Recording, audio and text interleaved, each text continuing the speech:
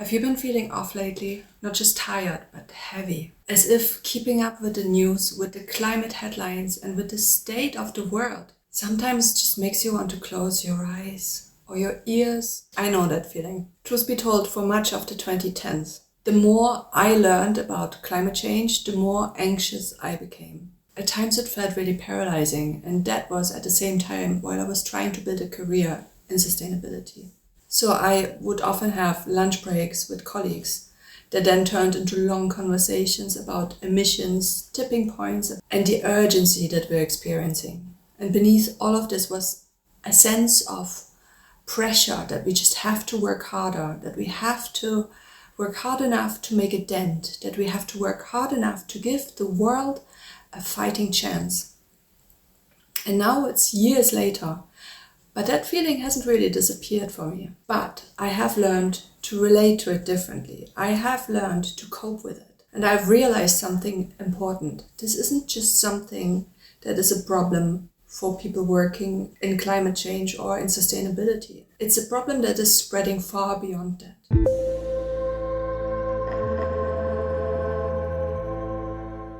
Recently, somebody commented under one of my videos that reading about climate change feels quite depressing, that we are like Sisyphus with emissions. Thank you, Matteo. And that we're pushing the same boulder uphill again and again, and I do really relate to that. That sentence stayed with me. So I have come to understand climate anxiety as a heightened, very human response to the ecological, social, and cultural threats that we are facing. And I don't really see it as something that needs to be solved. It shouldn't paralyze us. We don't need to medicate it away. We don't need to fix it. To me, climate anxiety is an encounter with awareness, with responsibility, and with the reality that we are living through a planetary emergency. So as more people truly wake up to the damage that we've caused, climate anxiety is not, I think, a malfunction. It is an inevitable response to a frightening truth. So in my view, the real question isn't why we feel this way. It is rather how we choose to engage with this feeling. So let's look at what the professionals think about it. In 2017, the American Psychological Association referenced eco-anxiety as a likely mental health effect of climate change. Psychologists are very careful, though, to stress that climate anxiety or eco-anxiety isn't a disorder. It is a reasonable, predictable response to danger. And I think that the language that we use really matters here. Clinical terms can be very helpful. They guide us towards a shared understanding. They give us shared reference points. But they also suggest that something might be wrong with us for feeling distressed. Because clinical language does invite clinical solutions. And that means that something needs to be measured, that something needs to be diagnosed, that there will be a treatment for this. And that can reinforce a very familiar cultural reflex. If something feels uncomfortable, we must get rid of it. But what if that sense, that instinct of getting rid of it is actually part of the problem? The psychologist Bednarik actually hits a striking parallel. Just as we try to control ecosystems with pesticides, we often try to eradicate unwanted feelings in our own inner world. Feelings like fear, grief, rage, sadness. We wrestle them down within ourselves in the name of control, and so that we can function. But climate change disrupts that illusion. It forces us to rethink how we relate, not just to nature, but to ourselves. Climate change asks us to acknowledge something deeply unsettling, that our lives are woven into very fragile systems that we do not fully control. That brings us a sense of humility, and that humility can feel terrifying. So how does climate anxiety actually show up?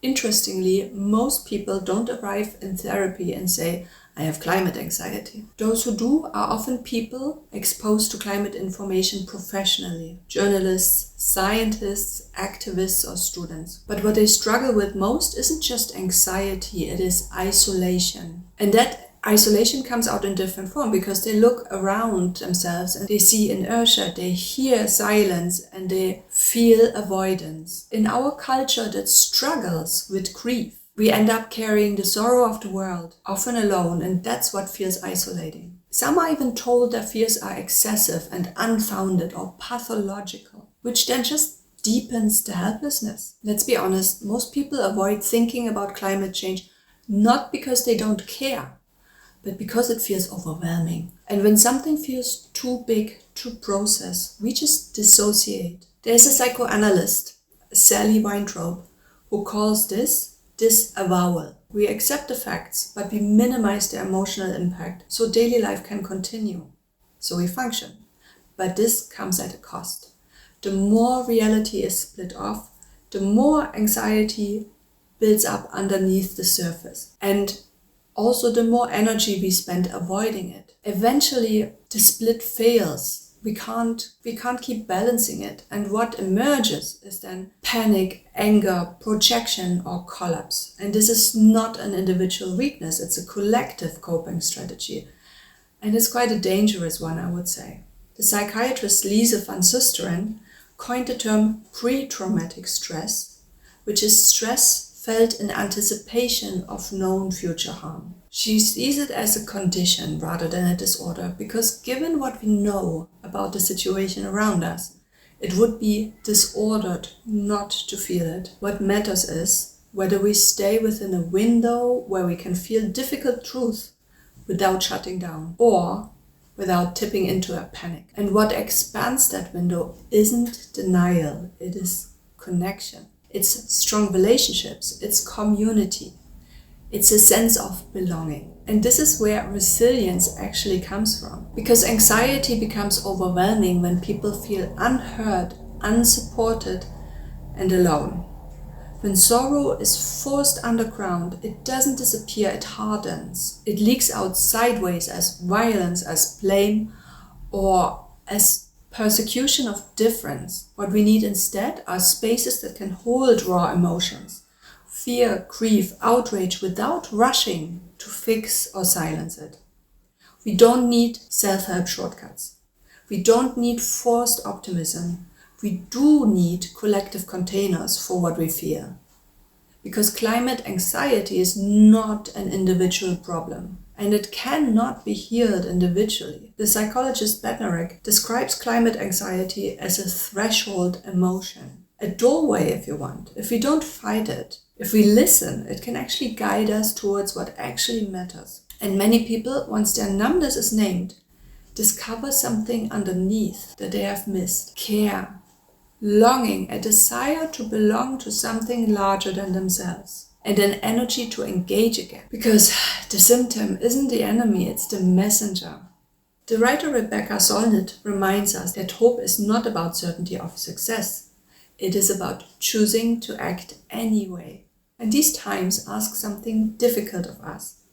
To widen our hearts, to love more fiercely, to be of service to things larger than our own comfort, our own lifespan, even the lives of those we love. And perhaps most importantly, to not do this alone.